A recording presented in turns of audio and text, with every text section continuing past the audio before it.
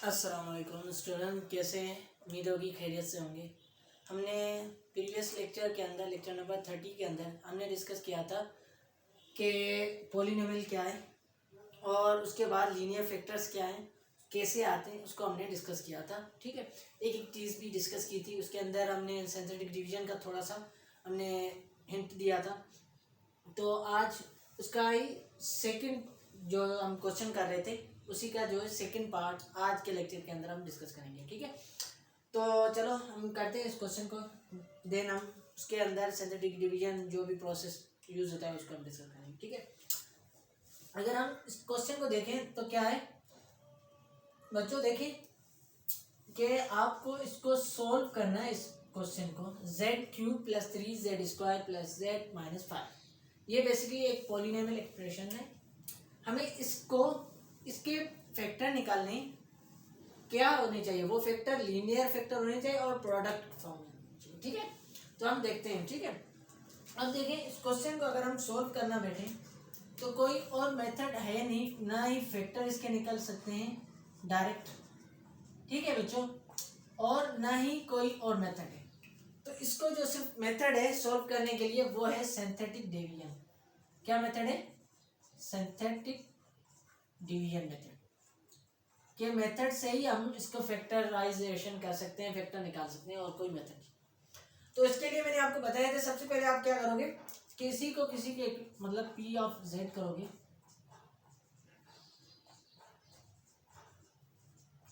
ठीक है, देन क्या करोगे, अपनी मर्जी से आप वैल्यूज को उसके अंदर पुट करेंगे इस एक्सप्रेशन के अंदर। देन क्या वो वैल्यूज पुट करने से आपका आंसर आ रहा है, तो मतलब 0 आंसर आ रहा है, तो उसका मतलब वो नंबर आपका जो आप इस एक्सप्रेशन के अंदर पुट कर रहे हैं वो आपका नंबर क्या होगा, उस एक्सप्रेशन का एक फैक्टर होगा। ठीक, देन हम दूसरे फैक्टर भी उस तरीके से हम निकाल सकते हैं सिंथेटिक डिवीजन के। तो हम क्या करते हैं, पहले पुट करते हैं z1 = z1 को हम क्या करते हैं, पहले 1 को पुट करते हैं। ये अपनी मर्जी से आप पुट करके देख लेते हैं। मैं z1 से स्टार्ट करता हूँ। देखें तो 1 को पुट किया तो 1 के ऊपर क्यूब प्लस 3, 1 के ऊपर स्क्वायर प्लस 1 - 5। ठीक है, 1 के ऊपर क्यूब 1 प्लस 3, 1 के ऊपर स्क्वायर मतलब 1 मल्टीप्लाई बाय 3। ठीक है, -5। तो ये कितना हो जाएगा 5 - 5। देखो 3 + 1 + 3 4, 4 + 1 5, 5 - 5 = 0। तो मतलब P(1) जो है वो हमारा 0 आ गया। तो इसका मतलब ये z = 1 आपका है, क्या है, फैक्टर है। ठीक है बच्चों, अब इसको हम सॉल्व करते हैं आगे सिंथेटिक डिवीजन। सिंथेटिक डिवीजन में हम क्या करते थे कि जो ये फैक्टर है 1 उसको हम यहाँ पे, फिर हम क्या करते हैं कि कोफिशिएंट जो एक्सप्रेशन के वो हम लिखते हैं। ठीक है, जस्ट सही है। देन हम क्या करते हैं, ये 1 एज इट हम नीचे लेके आते हैं। जो ये आंसर इसको हम मल्टीप्लाई करवाते हैं जो इस फैक्टर से, तो ये क्या हो जाएगा 1, क्योंकि 1 × 1 1, 3 + 1 4, क्योंकि दोनों पॉजिटिव है, ऐड हो जाएंगे। तो 1 × 4 4, तो ये कितने हो जाएंगे 5। ठीक, 1 × 5 5, तो आपका आंसर क्या आएगा 0। ठीक है, अब देखिए इस एक्सप्रेशन के अंदर ये था क्यूब का, तो एक कम हो गया, तो इसका मतलब ये हुआ, देखें कितने टर्म है 3, तो इसका मतलब ये हुआ कि ये आपका हो गया आप स्क्वायर के अंदर एक्सप्रेशन। क्यों, देखें यहाँ पे क्यूब था, अब एक कम हो गया, तो देखें ये वाला यहाँ से देखो 5, फिर z1 और z2। ठीक, ये आपकी आ गई एक्सप्रेशन है। अब इस एक्सप्रेशन के फैक्टर भी निकाल सकते हैं। तो इसके हम फैक्टर, एक तो बाय फैक्टराइजेशन करते थे ना हम, क्या कि इसको तोड़ें फिर हम आंसर, वो तो कोई भी नहीं है। तो हम यहाँ पे यूज करेंगे बाय क्वाड्रेटिक फार्मूला। क्या, कौन सा, क्वाड्रेटिक फार्मूला। ठीक है, क्वाड्रेटिक फार्मूला क्या है, बेसिकली फार्मूला ये होता है x = -b/+-b² √b²। ठीक है, क्या होता है minus B plus minus under root B square minus 4ac upon 2 है। तो यहाँ पे वेरिएबल कौन सा है, z। तो यहाँ पे देखो ये क्वाड्रेटिक इक्वेशन का फॉर्म बन रहा है। देखो क्वाड्रेटिक कैसी इक्वेशन होती है, A X square plus B X plus C होता है। तो यहाँ पे देखें ए क्या है, 1 है इसके अंदर, देखें इस इक्वेशन में, ठीक देख लें। वेरिएबल का कोफिशिएंट क्या है, 1 है तो 1। बी का कोफिशिएंट मतलब जेड का खाली जस्ट जेड 4। सी क्या है हमारा 5। तो सिंपल इसकी जगह पर आप पुट कर दो 4 प्लस माइनस 4 के ऊपर स्क्वायर माइनस 4, ए कितना है 1, सी कितना है 5, ठीक अपॉन 2a।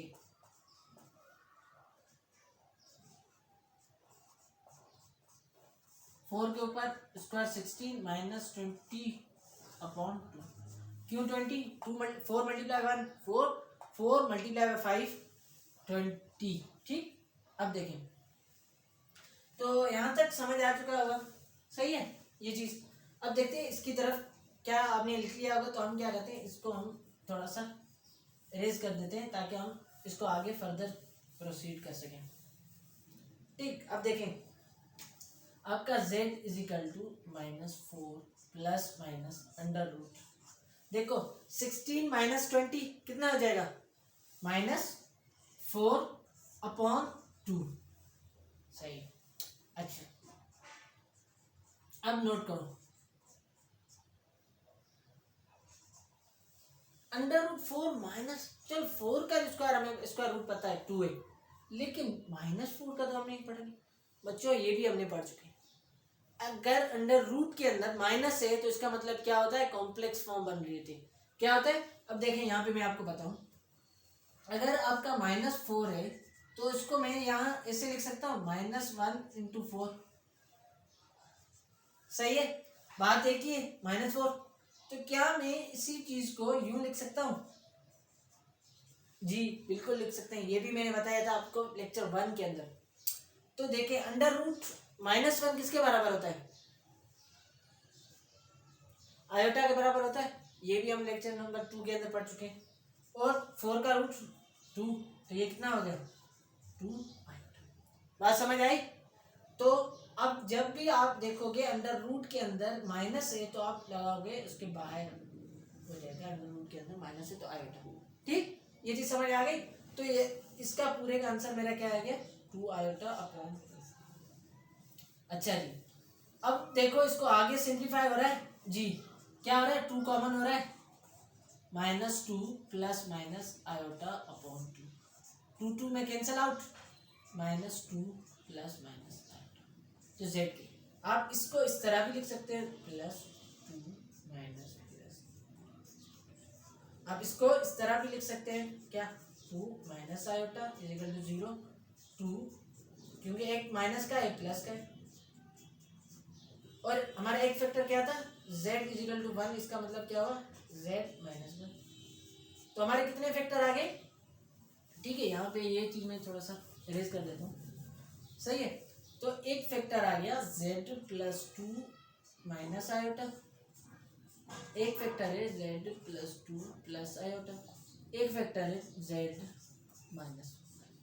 तो हम अगर देखें, अगर हमारा देखें आंसर, देखें ये भी लीनियर फैक्टर है, ये भी मेरा क्या है लीनियर फैक्टर है। अगर यहाँ पे देखें ये भी मेरा लीनियर फैक्टर है, ये तीनों के तीनों आपस में क्या है प्रोडक्ट है। तो मुझे क्या चाहिए था, लीनियर फैक्टर चाहिए इन प्रोडक्ट फॉर्म के अंदर, पॉलिनॉमियल एक्सप्रेशन के अंदर। तो इस पॉलिनॉमियल एक्सप्रेशन का मेरा प्रोडक्ट फॉर्म आ गया। तो उम्मीद होगी ये चीज़ आपको समझ आ चुकी होगी। तो आप इन चीज़ों को इजीली लिख लें और वीडियो को पॉज करके आप लिख लें, और हम अपना नेक्स्ट जो है क्वेश्चन को हम डिस्कस करते हैं, जो क्वेश्चन नंबर है हमारा 3rd, ठीक है।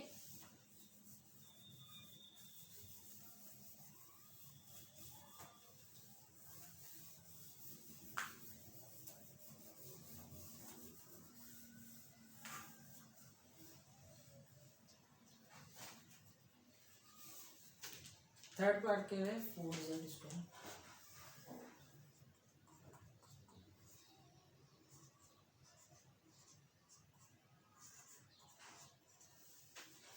अब बच्चों देखें,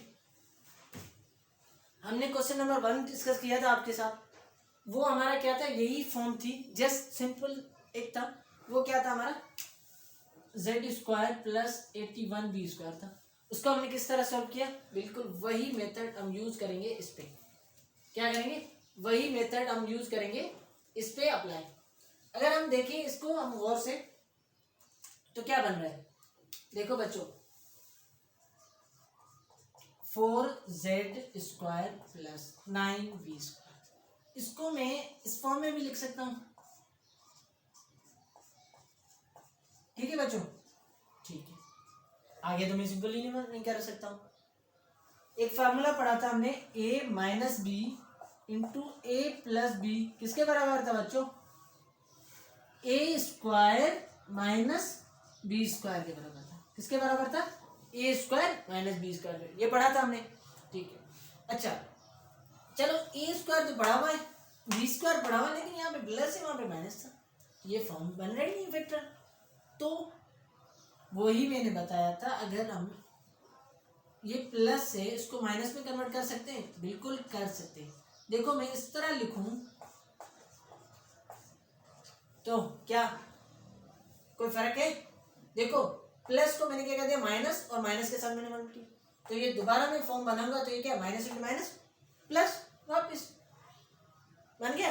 अच्छा, हमने शायद एक्सरसाइज 1 के अंदर पढ़ा था, अगर आपका -1 है तो वो किसके बराबर होता है, आयोटा के बराबर होता है, आयोटा स्क्वायर के, सॉरी किसके बराबर होता है, आयोटा स्क्वायर के। तो क्या मैं यहाँ पे लिख लूँ iota square 3 into B into square. ठीक है बच्चों, देखो आयोटा स्क्वायर है, ये भी स्क्वायर है, तो क्या मैं इसको इस फॉर्म में लिख लूँ तो कोई फर्क नहीं, बिल्कुल नहीं। तो अब देखें ये फॉर्म बिल्कुल बन गई, ए स्क्वायर माइनस बी स्क्वायर, ए स्क्वायर माइनस बी स्क्वायर किसके बराबर, ए माइनस बी ए प्लस बी। तो इसका मतलब हुआ 2z minus 3b iota into 2z plus 3b iota. तो मैं देखूं तो ये मेरे क्या फैक्टर्स हैं बच्चों, ये देखें ये भी मेरा लीनियर फैक्टर है, हाईएस्ट पावर 1, इसके अंदर देखो तो हाईएस्ट पावर 1, तो मतलब लीनियर फैक्टर है। क्या प्रोडक्ट फॉर्म है, जी बिल्कुल प्रोडक्ट फॉर्म के अंदर, तो ये मेरे लीनियर फैक्टर बन गए प्रोडक्ट फॉर्म के अंदर। तो ये मेरा आंसर था जो रिक्वायरमेंट था। ठीक, तो आज के लेक्चर के अंदर हमने 2 क्वेश्चन डिस्कस किए थे, क्वेश्चन नंबर 2 और question number 3। Question number 2 direct synthetic division के अंदर, और उसके बाय फैक्टराइजेशन जो फैक्टर का निकाल रहे थे बाय क्वाड्रेटिक फार्मूला से, और इसको हमने डायरेक्ट मेथड से जो सिंपल क्वेश्चन था A square minus B square से हमने कर लिया। ठीक है, तो ये चीजें आपको समझ आ चुकी होंगी। तो हम अपने लेक्चर नंबर 31 को यहाँ पे एंड करते हैं। ठीक है, और इंशाल्लाह नेक्स्ट लेक्चर के अंदर हम फर्दर इसके क्वेश्चन जो रहते हैं उनको डिस्कस करेंगे। तो यहाँ पे हम अपना लेक्चर द एंड कर रहे हैं। अल्लाह।